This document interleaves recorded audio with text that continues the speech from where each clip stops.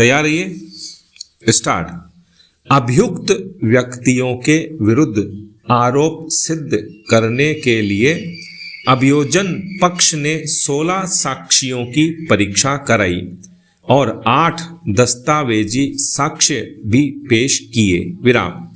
इसके पश्चात अभियोजन पक्ष द्वारा साक्ष्य प्रस्तुत करने की प्रक्रिया समाप्त करने के पश्चात दंड प्रक्रिया संहिता 1973 की धारा 313 के अधीन अभियुक्त का कथन भी अभिलिखित किया गया, जिसमें अभियुक्त ने अभियोजन पक्ष कथन से इनकार किया और यह निवेदन किया कि उसके विरुद्ध मिथ्या मामला फाइल किया गया है। विराम।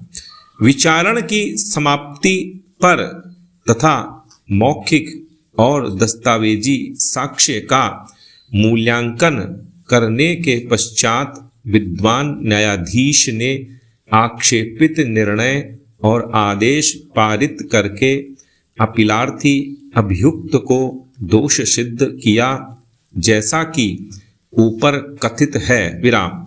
2008 के सेशन मामला संख्या 15 में विद्वान पंचम अपर सेशन न्यायाधीश गांधीधाम कच्छ द्वारा तारीख 30 जुलाई 2016 को पारित किए गए दोष सिद्धि के उक्त निर्णय और आदेश से अपीलार्थी ने व्यथित और असंतुष्ट होकर इस न्यायालय के समक्ष वर्तमान अपील फाइल की है। विराम।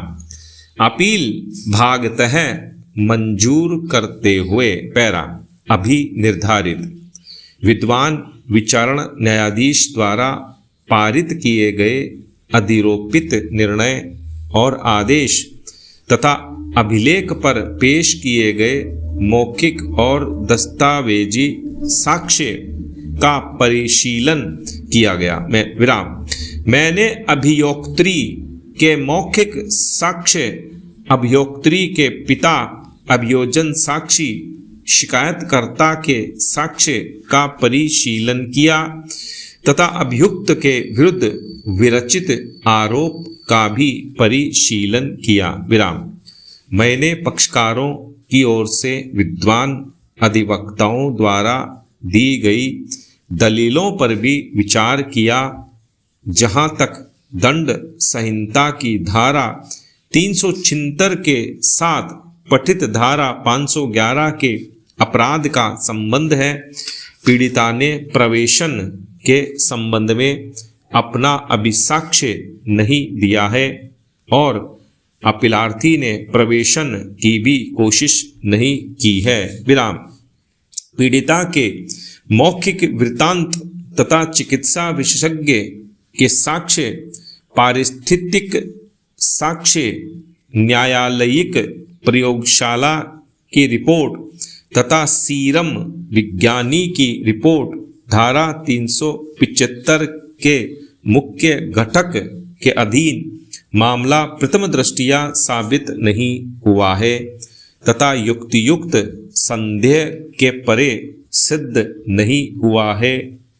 विराम।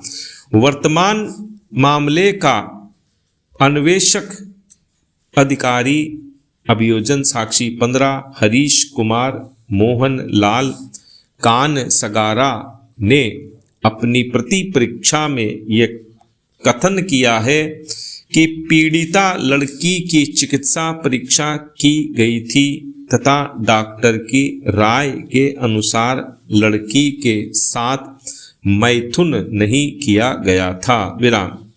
डॉक्टर श्री छोटेलाल जोनवाल ने अभियोजन साक्षी 16 की परीक्षा की, जिन्होंने प्रति परीक्षा में यह स्वीकार किया है कि मात्र चिकित्सा प्रमाण पत्र प्रदर्श 96 के आधार पर यह नहीं कह सकते हैं कि अभिकथित घटना पीड़िता लड़की के साथ घटी। विराम।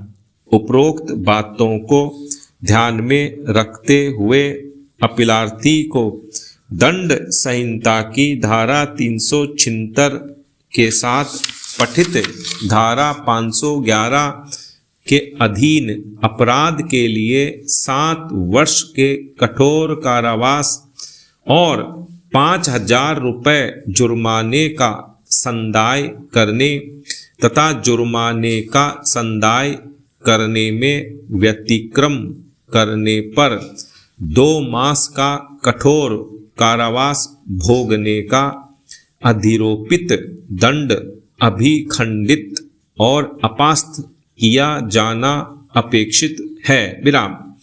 परिणाम स्वरूप अपील भागतः मंजूर की जाती है। विराम। 2008 के रोग सेशन मामला संख्या 15 के विद्वान पंचम अपर सेशन न्यायाधीश गांधीधाम कच्छ द्वारा तारीख 30 जुलाई 2016 का पारित किए गए आक्षेपित निर्णय और आदेश को दंड संहिता की धारा 376 के साथ पठित धारा 511 के अधीन अपराध के लिए 7 वर्ष के कठोर कारावास तथा 5,000 रुपये जुर्माने का संदाय करने तथा जुर्माने के संदाय का व्यतिक्रम पर 2 मास का कठोर कारावास भोगने के दंड को अभिखंडित और अपास्त किया जाता है। विराम। विचारण न्यायालय द्वारा अधिरोपित दंडादेशों पर विघ्न नहीं डाला जाता है। विराम। यदि कोई अभिलेख और कार्यवाहियां हैं तो उन्हें तत्काल संबंधित विचारण न्यायालय को वापस भेजा जाता है। विराम।